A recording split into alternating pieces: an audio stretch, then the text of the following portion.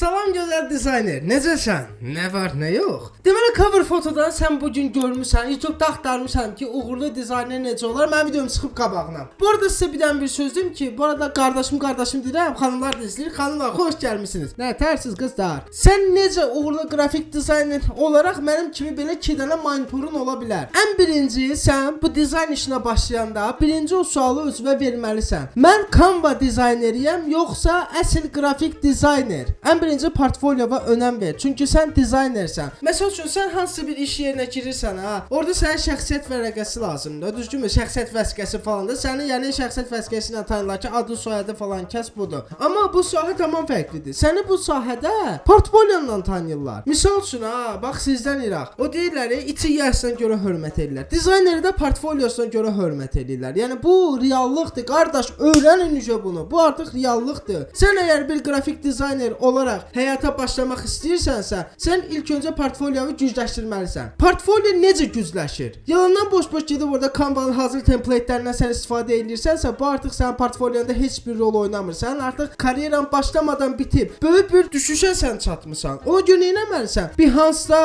Dribbble-da, sən bu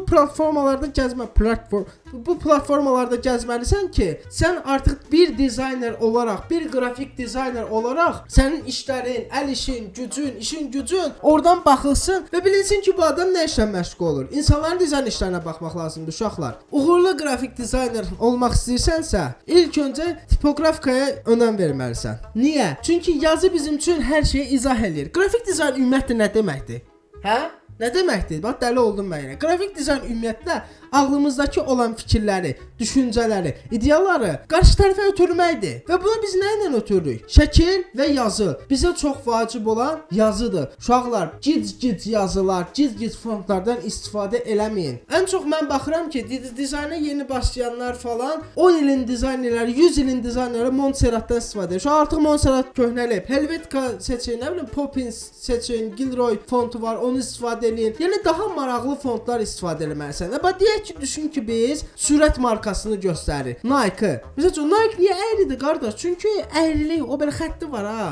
Bax, görürsünüz YouTube Premium olmayanda belə olur. O əyri xətt var ha, uşaqlar. O əyri xətt nə deməkdir? Sürəti bildirir. Biz italik fontları random şəkildə yaza bilmərik. Əgər biz belə deyək, rəsmi bir iş görürüksə, rəsmi bir post düzəldiriksə, nəsə ediriksə, siz belə italik əyri font yazanda bu sürəti bildirir. Bu da bizim dizayn abu-havasını pozur. Əsasən ümumiyyətlə italik fontların istifadə olunmur. Sözləri seçmək üçün, misal üçün, mən bu gün məktəbə gedirəm.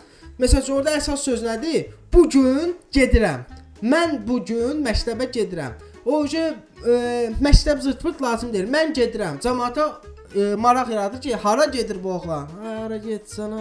Bu hara gedir qardaş? Bunun axırı hara gedir? Ona görə mən gedirəm. Bolddan eləyirsən, digər qalan sözlərdə regular, light belə eləyirsən. Ən çox yenə deyirəm, italik font yazırsansa, italik font sürəti bildirir. Misal üçün, dünyanın ən sürətli transfer xidməti. Sürətliyini artıq neyirsən? Bold və italik qardaş. Bax, bunlara önəm verin. Bold və italik edirsən ki, əyri xətt ümumiyyətlə sürəti bildirir. Uşaqlar, italikdə yəni əyri yazı. Bu yekə gic skript yazılar yazmayın. Portfolyonuzda burger, kofe, pizza belə şeylər paylaşmayın. Bax, mənim hal-hazırda portfolyomda şeydir, kofe falan yığışdırmışam çoxdan. Bir dənə pizza ait bir dənə post qalıb, o da 2023-də, çünki məşhur idi. Uğurlu dizayner olmaq istəyirsinizsə, çox sayda branding işlər görməlisiniz. Əgər freelance işləyirsinizsə, daha çox pul qazanmaq istəyirsinizsə, branding işlər görməlisiniz. Hə, mən bu gün Canva-da açdım, Canva-da post düzəltdim. Mən dizaynerlərdən yaxşıyam.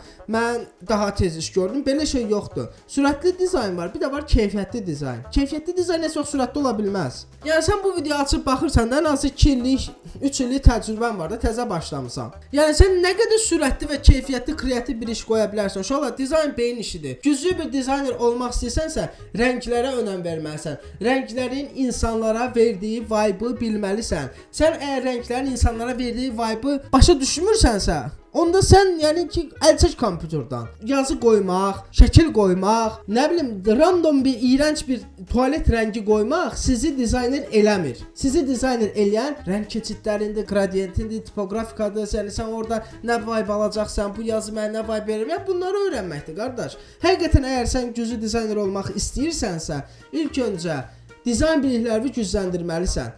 və freelance işləmək istəyirsənsə, təkcə qrafik dizaynla freelance işləmək olur. Amma nə olar ki, öyrən də, ya öyrənməyin həqiqətən yaşı yoxdur. Yəni sən bu günün özündə də ondan sonra da nəsə yeni bir şey öyrənirsən. Oysa qrafik dizayner elə bir şeydir ki, hə mən 3-4 ay öyrənim, qurtarım. Belə şey yoxdur. Sən qrafik dizaynersənsə ölənə qədər öyrənəsən. Ölənə qədər. Çünki bilirsiniz, Adobe təzə proqramlar çıxardır. Qardaş, bu Adobe da bu qədər xüsusiyyət gətirməyin də, yəni. Bir yazıqlar neynəsin? Təzə başlayan adam. Yəni ki, sizin 7 minut kompüter qabağında vaxtınız keçməlidir. Düzdür? Mənim də sosial həyatım var. Mən də əylənirəm, harasa gedirəm. Amma ki, biz uğurlu olmaq istəyirik, biz nəticə almaq istəyiriksə, kompüterin qabağında vaxt keçirməliyik. Bu qədər. Və bir də bir şey deyim ki, qrafik dizayner oyun da oynamalıdır. O kim deyir? Mənim oyuna marağım yoxdur. Niyə deyirəm bu oyun oynayın qardaş? Çünki oyunlarda belə orada maraqlı fontlar görürsüz, giriş ekranı görürsüz, posterlər görürsüz. Yəni artıq ağlınızda canlandırın ki, bax bu oyun sektorudur. Haçansa daş düşər bu sektorun içinə ki,